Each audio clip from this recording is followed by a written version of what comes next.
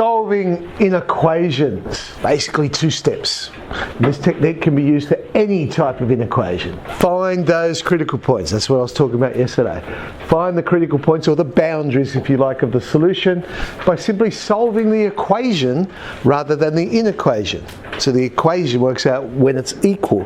There's your boundary. Then you simply test the regions between those critical points to see whether those points are included or not. Simplest type we look at would be the linear ones. I don't know, when did we start looking at those? Year 8, something like that. Solve it like a normal equation, but remember the key thing. You change the sign when you multiply or divide by a negative number, or as I like to think about it, if you change the sign, you change the sign. Okay, change the sign of the number, you change the sign of the inequality. Then we moved on to quadratic inequations and polynomials in general. So something like this: 6 minus 5x minus x squared is greater than 0. So what I'm saying is you would solve it like it is an equation, not an inequation. What would we do? We would factorise. Mind you, I find it easier to factorise positive x squared rather than negative x squared. So I've done that, but I've changed the sign. So if I change the sign, I change the sign. Factorise it. Now that gets me my critical points. My 2 solutions are 1 and negative 6. I'll draw myself a little picture and test a point. Let's test, 0 is always easy. If we sub 0 into that, we get 6 is bigger than 0. Yes, it is. So I know I'm in between minus 6 and 1. So the thing with quadratic inequations, you're always going to be either between the 2 points or on the outside of the 2 points. It's going to be one of those 2 things. So there's my solution. X is in between minus 6 and 1. Absolute value inequations. Remember the definition of an absolute value. The actual definition is this.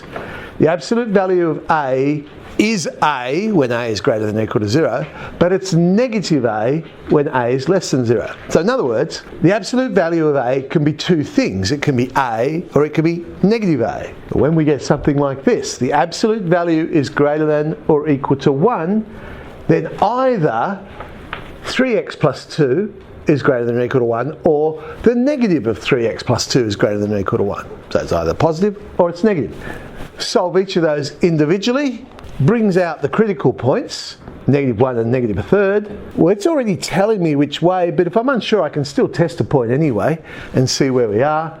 But we're looking at less than negative 1, but greater than negative a third. So x is less than or equal to negative 1, or x is greater than or equal to negative a third. Pronumerals in the denominator. This sort of one. Draw out your critical points. Bottom of the fraction can't equal 0. That creates a critical point. I get x equals negative 3. Solve it like it's an equation, not an inequation. I get x equals negative 13 on 5. Draws out the 2 critical points. I can now test, and actually it's the same one as we did yesterday, isn't it? But just using a different method. We end up on the outside of the 2 points for this one. The interesting thing about these 2 is they can actually be turned into quadratic inequations. It's another way of doing them. So absolute value, if I was to square both sides, the inequation will be preserved. So I could turn this into 3x plus 2 squared, because it doesn't matter whether 3x plus 2, remember I said there's 2 possibilities, either the positive 3x plus 2 or the negative. But if I square it, I'm going to get the same answer. Square 2, you get 4. Square negative 2, you get 4. So if I square both sides, I know I'm okay. It becomes a quadratic inequation. My critical points, and, well, I didn't bother drawing the graph this time because we've already found the solution, but we get those same critical points, we know we're on the outside. The pronumeral in the denominator one, again, this is a technique I know people love doing. Square the denominator.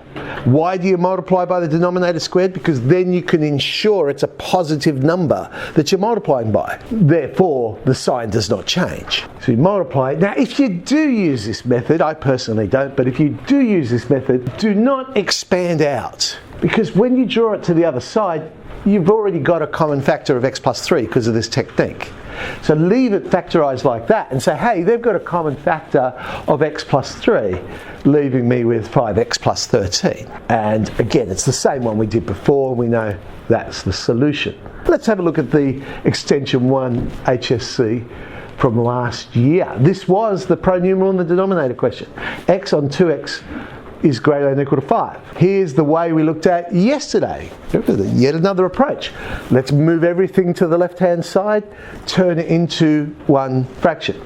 Now, yesterday I said, oh, the top could bring out the critical point for the x-intercepts, the bottom would bring out the critical point for the asymptotes.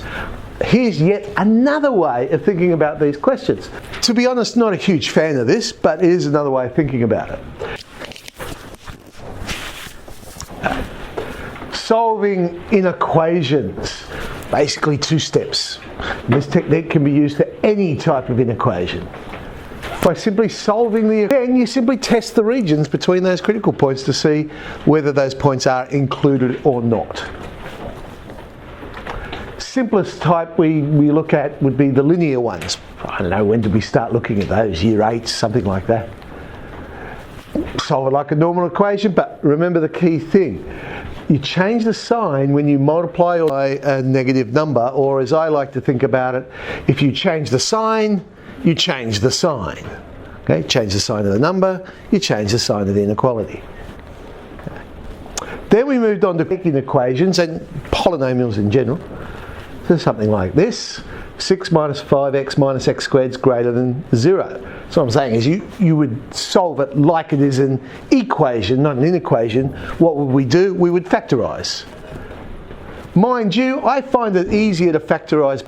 Again, as I say, not a huge fan of thinking about it that way, but it is another way you could think about that type of inequation. And graphs. Graphs can solve inequations. If you've got an accurate graph, and that's, I guess, the big problem with this technique. See, when we solve this, left-hand side minus right-hand side is greater than 0, what we basically are saying is, if I was to draw the graph y equals that, when is it above the line, y equals 0? So if I was to look at the picture, when is it above the axis? Well, you can use the same idea. If you've got any function greater than another function, what you're really saying is, on my picture, when is fx above gx? If I had to do this, absolute value of 5x minus 3 is greater than x plus 2. There are the 2 graphs, and what we're really saying is, when is that absolute value graph above that straight line? And this is where being an accurate graph is important, because you want these points of intersection. If it's nice and neat and it lands on the grids, beautiful, I can read off the graph. Otherwise, I'm going to have to solve this equation. So let me solve it. Again, 2 possibilities. The absolute value could be the positive of 5x minus 3. That gets me x equals 5 on 4. Or it could be the negative of 5x minus 3, which is, of course, 3 minus 5x. That gets me x equals 1/6. But all I've essentially done is found the critical point, so why did I really need the graph anyway? So good if it's nice neat points and you've got an accurate graph. If you don't, well, you may as well just solve it as an equation. Looking at our graph, I now know what those x values are, and I'm saying, well, when is the absolute value graph above the line? So it must be on the left-hand side of 1/6 and on the right-hand side of 5 on 4. So I can use the graph. Of course, if you're using it not necessarily in an exam, and you've got a graphing package like Desmos, then it becomes a better option because you can zoom in and get the exact value quite quickly on graphing packages. Okay, that shall do us for today.